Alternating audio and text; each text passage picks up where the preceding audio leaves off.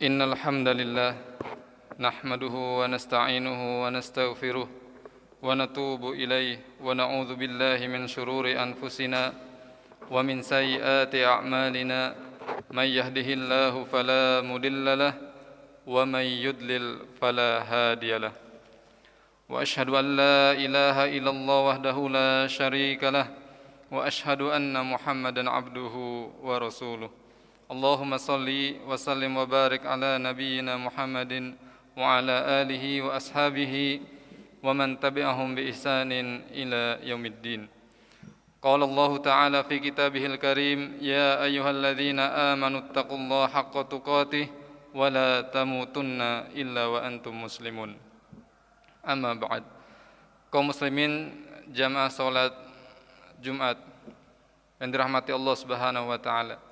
Alhamdulillah, kita panjatkan puji dan syukur kita kepada Allah Subhanahu wa taala atas segala nikmat yang telah Allah berikan kepada kita. Salawat serta salam semoga tetap tersampaikan kepada suri tauladan kita Nabi Muhammad sallallahu alaihi wasallam beserta keluarga beliau, para sahabat serta pengikut beliau hingga akhir zaman. Hadirin rahmati Allah Subhanahu wa taala, di atas mimbar ini khatib berwasiat kepada pribadi khatib dan kepada jamaah sekalian agar marilah kita meningkatkan iman dan takwa kita kepada Allah Subhanahu wa taala. Karena sungguh tidak ada bekal yang terbaik yang bisa kita bawa untuk berjumpa dengan Allah Subhanahu wa taala selain daripada iman dan takwa kita kepada Allah. Oleh karenanya khatib tidak pernah henti-henti untuk mengingatkan pribadi khatib dan jamaah sekalian agar marilah kita meningkatkan iman dan takwa kita kepada Allah Subhanahu wa taala. Kemudian insyaallah pada kesempatan yang mulia ini khatib akan menyampaikan khutbah tentang pribadi suri tauladan kita yaitu Nabi Muhammad sallallahu alaihi wasallam. Sungguh merupakan nikmat dan anugerah yang besar yang pernah Allah berikan di dalam kehidupan umat manusia ini adalah diutusnya Nabi kita Muhammad sallallahu alaihi wasallam. Allah Subhanahu wa taala berfirman di dalam surat Ali Imran ayat 164, laqad mannallahu 'alal mu'minina idh ba'atsa fihim rasulan min anfusihim yatlu 'alaihim ayatihi wa yuzakkihim wa yu'allimuhumul kitaba wal hikmah wa in kanu min qablu lafi dhalalim mubin. Sungguh Allah Subhanahu wa taala telah menganugerahkan anugerah yang besar khususnya kepada orang-orang yang beriman, yaitu ketika mengutus kepada mereka seorang rasul dari kalangan mereka sendiri, yang mana di antara tugas rasul adalah membacakan ayat-ayat Allah Subhanahu wa taala, kemudian menyucikan umat manusia, menyucikan jiwa umat manusia dari akhlak-akhlak yang buruk, disucikan kemudian untuk memiliki akhlak-akhlak yang mulia yang terpuji. Dan juga tugas seorang rasul adalah mengajarkan Al-Quran dan juga Al-Hikmah, yaitu sunnah-sunnah Nabi sallallahu alaihi wasallam. Padahal sebelumnya mereka, kata Allah Subhanahu wa taala, umat manusia berada dalam kesesatan yang nyata. Oleh karenanya kehadiran Rasul atau diutusnya seorang Rasul di tengah-tengah umat manusia ini merupakan nikmat yang besar dari Allah Subhanahu wa taala, yang mana kemudian Rasul ini menuntun kita supaya kita bisa benar-benar mengenal Rabb kita, pencipta kita, pengatur hidup dan mati kita, yaitu Allah Subhanahu wa taala, dan bagaimana supaya kita bisa menunaikan hak kita selaku seorang hamba, yaitu mengesahkan Allah Subhanahu wa taala di dalam setiap ibadah kita, dan kita tidak menyekutukan Allah dengan sesuatu apapun. Kemudian hadirin rahmati Allah Subhanahu wa taala, Allah Subhanahu wa taala menyebutkan bahwasanya pada diri Rasul sallallahu alaihi wasallam ada suri teladan yang terbaik, sehingga kita umat muslim, umat Islam tidak lagi menoleh teladan-teladan dari yang lain. Pada diri Rasul kita Muhammad sallallahu alaihi wasallam sudah ada segala bentuk teladan yang baik, dalam segi sendi kehidupan apapun. Siapa yang ingin menjadi pemimpin terbaik, teladani Rasulullah. Siapa yang ingin menjadi suami yang terbaik, teladani Rasulullah. Siapa yang ingin menjadi tetangga yang terbaik, teladani Rasulullah. Dan apapun capaian yang kita inginkan, teladani Rasulullah sallallahu alaihi wasallam. Karena dialah manusia yang terbaik, yang mulia, yang pernah hidup di muka bumi ini. Dan tidak ada manusia yang lebih hebat daripada Nabi kita Muhammad sallallahu alaihi wasallam. Allah Subhanahu wa taala berfirman dalam surat Al-Ahzab ayat 21, "Laqad kana lakum fi Rasulillahi uswatun hasanah." Sungguh telah ada pada diri Rasulullah itu suri tauladan yang terbaik bagi kalian. Liman kana yarjullaha wal yawmal akhir wa dzakarallaha katsira. Yaitu bagi orang yang memang benar-benar mengharapkan perjumpaan dengan Allah dan mengharapkan kehidupan akhirat, dan dia banyak mengingat Allah Subhanahu wa taala. Masya Allah. Hadirin jamaah salat Jumat rahmati Allah Subhanahu wa taala. Pada diri Rasulullah, Nabi kita Muhammad sallallahu alaihi wasallam itu ada teladan, suri teladan yang bisa kita contoh, yang bisa kita teladani. Oleh karena sungguh malu sebetulnya kita sebagai seorang muslim tidak tahu profil Nabi kita Muhammad sallallahu alaihi wasallam. Tidak pernah membaca sirah Nabi Muhammad SAW dari kelahiran sampai wafatnya. Sedangkan kita tahu tentang biografi orang-orang lain. Si fulan kita tahu. Sedangkan biografi Nabi kita Muhammad SAW kita tidak pernah membuka atau membacanya. Maka di mana bukti pengakuan cinta kita kepada Nabi kita Muhammad sallallahu alaihi wasallam? Sehingga di sana Masya Allah ada artikel yang bagus sekali.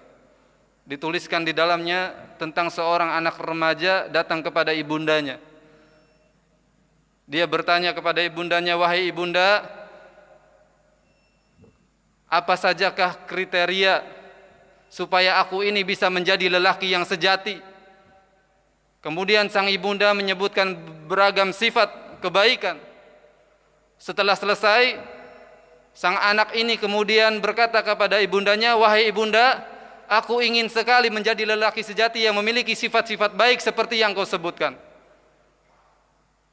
Kemudian sang ibunda mengambil sebuah buku, diberikan kepada anak remajanya ini.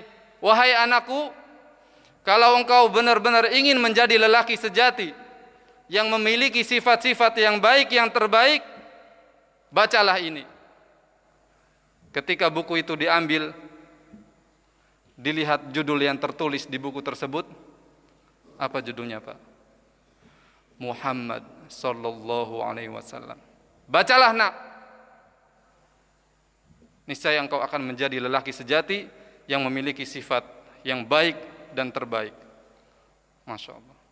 Maka hadirin mati Allah Subhanahu wa taala, setelah selesai khutbah, pulang ke rumah, adakah buku yang berjudul Muhammad sallallahu alaihi wasallam di rumah kita? Kalau tidak ada, maka segeralah beli dan bacalah. Rasakan bagaimana hati kita merasa begitu dekat dengan Rasulullah SAW ketika kita membaca sirahnya. Rasakan bagaimana Nabi SAW menjalani kehidupan dari kecilnya hingga dewasanya, hingga wafatnya. Begitu banyak pelajaran berlian emas yang akan kita dapatkan ketika kita membaca sirah Nabi SAW, yang sangat menggugah jiwa, dan kita akan terbuka akan hakikat kehidupan di dunia ini. Dan hadirin rahmati Allah Subhanahu wa taala, di dalam Al-Qur'an Allah Subhanahu wa taala menyebutkan ada 3 sifat pilar yang dimiliki oleh Nabi kita Muhammad sallallahu alaihi wasallam, yang kemudian dikatakan oleh Syekh Muhammad Rashid Ridho bahwasanya hendaknya seorang muslim tidak lepas dari 3 pilar sifat ini. sebagai tanda bahwa dia benar-benar ingin meneladani Rasulullah SAW. Apalagi seorang muslim yang dia menjabat sebagai pemimpin di masyarakat, atau bahkan pemimpin negara yang lebih besar. Allah Subhanahu wa taala berfirman di dalam akhir surat At-Taubah ayat 128, laqad ja'akum rasulun min anfusikum azizun 'alaihi ma 'anittum harisun 'alaikum bil mu'minina raufur rahim. Kata Allah Subhanahu wa taala, telah datang pada diri kalian seorang rasul dari kalangan diri kalian sendiri. Terasa amat berat segala penderitaan yang kalian alami. Masya Allah. Ini yang pertama. Rasulullah SAW terasa berat bagi diri beliau ketika mendapati umatnya itu dalam penderitaan. Yang kedua, harisun alaikum. Nabi SAW sangat menginginkan keimanan, keselamatan, kebahagiaan bagi umatnya. Bil mu'minina raufur rahim. Yang ketiga, Nabi kita Muhammad SAW itu sangat penyantun dan penyayang kepada orang-orang yang beriman. Masya Allah. Ini 3 sifat pilar yang Allah sebutkan mengenai pribadi Nabi kita Muhammad SAW di dalam Al-Quran surat At-Taubah ayat 128. Yang pertama, Syekh Muhammad Rashid Ridho kemudian menyebutkan poin-poin ini. Yang pertama, saya minta maaf kalau cara baca saya salah, karena bidang saya bukan bahasa Inggris. Sense of crisis, yaitu kepekaan sosial yang tinggi. Masya Allah. Itulah pribadi luar biasa yang dimiliki oleh Rasulullah SAW. Betapa besar kepekaan sosial beliau, sangat tinggi kepekaan beliau. Beliau tidak ingin melihat orang lain itu dalam kehidupan susah menderita. Sehingga tidak heran jikalau kemudian Uqbah ibn Haris mengisahkan dalam hadis yang sahih diriwayatkan oleh Imam Bukhari bahwasanya Uqbah ibn Haris pernah sholat di belakang Rasulullah, yaitu sholat asar. Tiba-tiba selesai salam, Rasulullah langsung berdiri dan bergegas meninggalkan jamaah. Dan para jamaah merasa heran, ada apa Rasulullah? Selesai sholat langsung bergegas berdiri dan pulang ke rumah. Ketika kembali lagi ditanya, ya Rasulullah, ada apa gerangan engkau bergegas pergi meninggalkan kami? Karena biasanya Rasulullah selesai sholat berzikir. Kata Rasulullah SAW, zakartu syai'an min tibrin indi. Aku teringat sesuatu yang aku simpan di rumahku. Yaitu Rasulullah SAW memiliki simpanan harta. Dan kata beliau, fakarihtu an yabita fi baiti. Masya Allah. Dan aku tidak senang ada harta simpanan yang bermalam di rumahku. Fa amartu bi kismatihi, maka aku memerintahkan supaya harta ini dibagikan kepada mereka yang membutuhkan. Masya Allah. Lihatlah Rasulullah SAW. Saking begitu tingginya kepekaan beliau kepada orang-orang yang berada dalam kesempitan hidup, sampai-sampai beliau SAW tidak mau menyimpan harta untuk dirinya sendiri di dalam rumahnya. Semuanya dibagikan untuk orang-orang yang membutuhkan, dan tidak tersisa di rumahnya sedikit pun. Bahkan Aisyah radhiyallahu anha pernah mengabarkan, marra alaina syahru wa ma nuqidu naron innama huwa alma wa tamr. Pernah berlalu 1 bulan di rumah kami tidak pernah api menyala. Artinya kami tidak pernah memasak apapun di dapur. Lalu ditanya, lalu apa yang biasa dimakan oleh Rasulullah dan keluarganya? Innama huwal ma'u wat tamr. Rasulullah itu yang biasa dimakan adalah kurma dan air. Makanannya kurma, minumnya air biasa. Masya Allah. Bahkan pernah suatu hari Aisyah menceritakan lagi, tidak ada makanan sama sekali di rumah. Zata yaumin dakhala alaina Rasulullah. Suatu hari Rasulullah datang ke rumah, kemudian berkata, hal indakum syai' minat ta'am, "Hei keluargaku, adakah makanan hari ini yang bisa kita makan?" Kata Aisyah, "Ya Rasulullah, tidak ada makanan di rumah kita."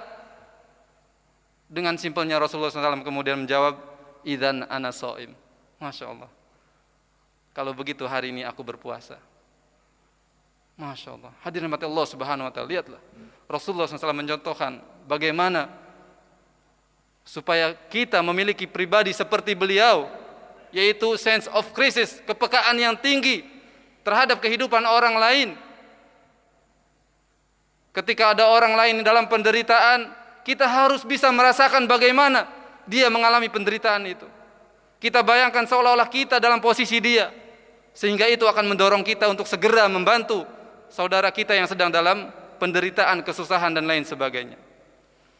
Kemudian yang selanjutnya, sifat yang kedua adalah sense of achievement, yaitu Rasulullah SAW selalu memiliki target bagaimana bisa untuk mensejahterakan, membahagiakan umatnya.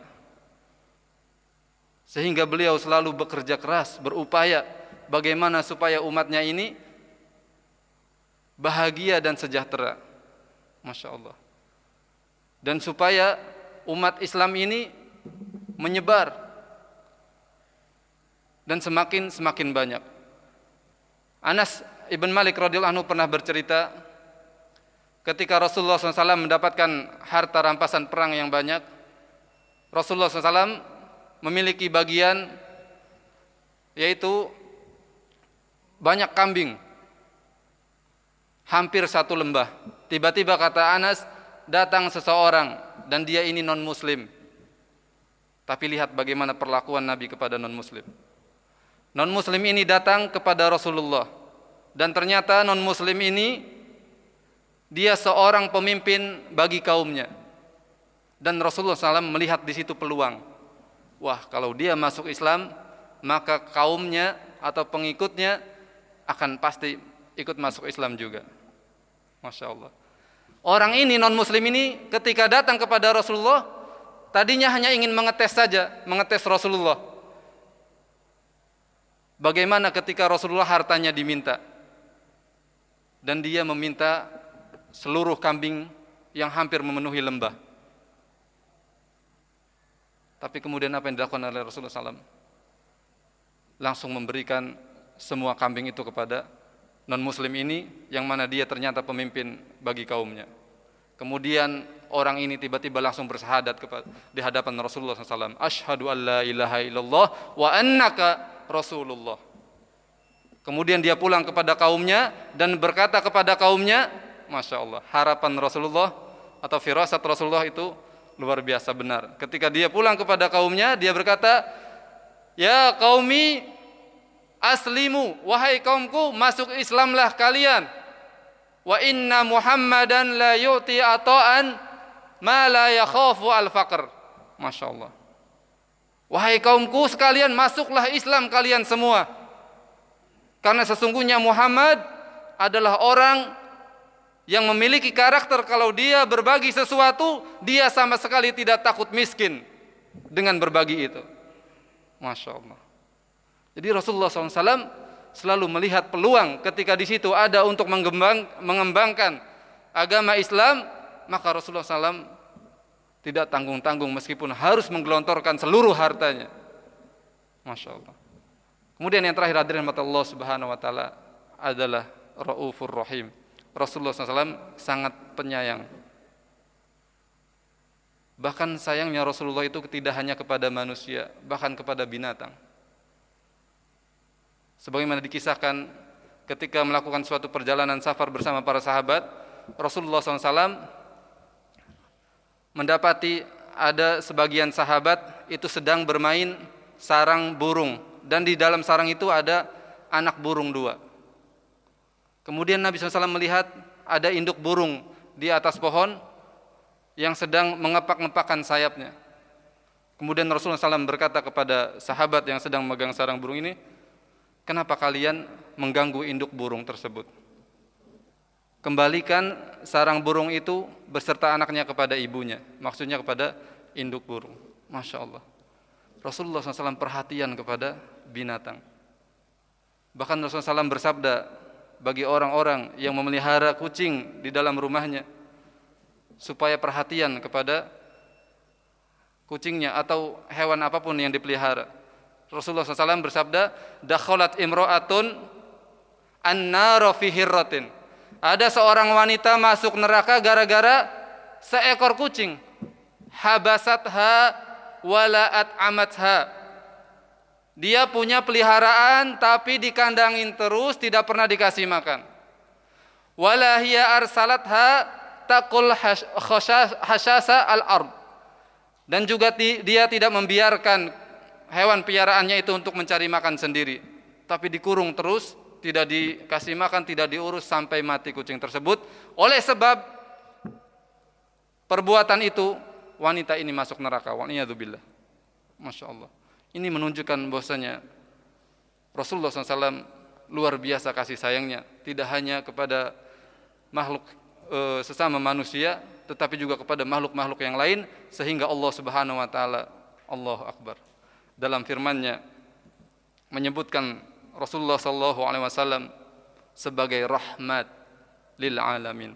Di dalam surat Al-Anbiya ayat 107, "Wa ma arsalnaka illa rahmatan lil alamin." Dan tidaklah kami mengutus engkau wahai Muhammad melainkan sebagai rahmat bagi alam semesta.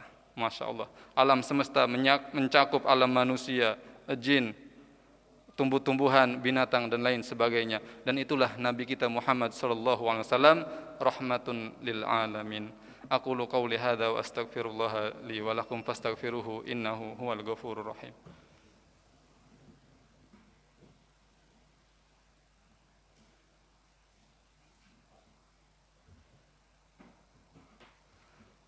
Alhamdulillah hamdan katsiran thayyiban mubarakan fi kama yuhibbu rabbuna wa yarda, wa asyhadu an la ilaha illallah wahdahu la syarikalah wa asyhadu anna Muhammadan abduhu wa rasuluhu, amma ba'd.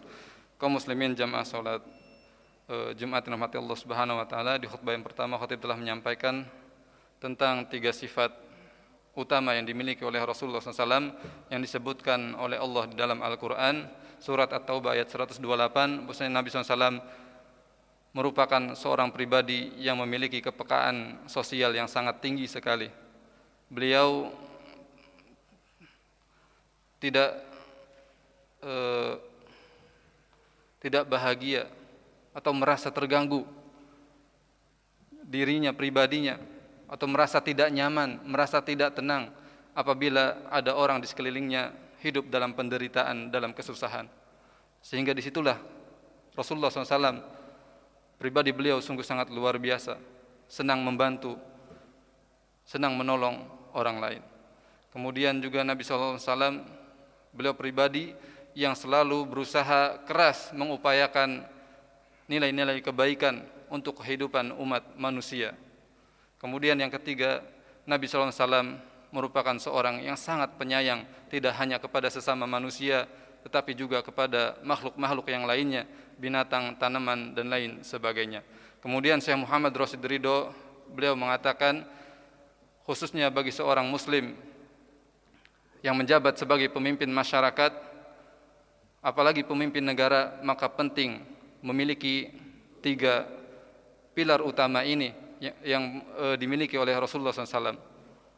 Dan juga secara umum bagi kita semua, hendaknya meneladani 3 pilar utama ini, karakter yang dimiliki oleh Rasulullah SAW. Karena kata Syekh Muhammad Rashid Ridho, orang yang tidak memiliki 3 sifat ini, maka dia akan menjadi orang yang tidak peduli kepada orang lain. Maka dia akan menjadi orang yang mudah menyia-nyiakan tanggung jawabnya terhadap orang lain. Maka dia akan mudah menelantarkan kehidupan orang lain. Wal'iyadzubillah. Maka hadirin yang dirahmati Allah Subhanahu wa taala, di antara tugas kita dalam kehidupan dunia ini adalah bagaimana kita melanjutkan estafet misi risalah Nabi kita Muhammad sallallahu alaihi wasallam, bagaimana supaya kita juga bisa menjadi bagian daripada rahmatul lil alamin. Karena Nabi kita meneladankan dengan karakternya, pribadinya, beliau menjadi rahmah bagi alam semesta, maka kita umatnya bagaimana meneruskan risalah Nabi sallallahu alaihi wasallam, kita semua menjadi rahmat bagi alam semesta. Tidak hanya bagi sesama kita, sesama manusia atau sesama muslim, tetapi bagi semuanya, yang ada di alam semesta ini, bagaimana kita menjadi insan yang menebar kasih sayang, menebar rahmat. Akhirnya hadirin rahmati Allah Subhanahu wa taala, kita marilah tutup khutbah ini dengan bersama bersolawat untuk Nabi kita Muhammad sallallahu alaihi wasallam dan berdoa untuk kebaikan kita kaum muslimin, orang tua kita dan lain sebagainya. Innallaha wa malaikatahu yusholluna 'alan nabi ya ayyuhalladzina amanu shallu 'alaihi wa sallimu taslima. Wahai orang-orang yang beriman, sesungguhnya Allah dan para malaikatnya mengirimkan solawat untuk Nabi, dan kalian wahai orang-orang yang beriman, maka bersalawatlah untuk Nabi kalian Muhammad sallallahu alaihi wasallam dan ucapkanlah salam dengan salam yang banyak. Allahumma salli ala Muhammad wa ala ali Muhammad kama sallaita ala Ibrahim wa ala ali Ibrahim innaka Hamidum Majid. Wa barik ala Muhammad wa ala ali Muhammad kama barakta ala Ibrahim wa ala ali Ibrahim innaka Hamidum Majid. Allahumma ighfir lil muslimin wal muslimat wal mu'minin wal mu'minat al ahya'i minhum wal amwat innaka sami'un qaribun mujibu da'wati ya qadiyal hajat. Allahumma ighfir lana wa liwalidina warhamhum kama rabbawna shighara.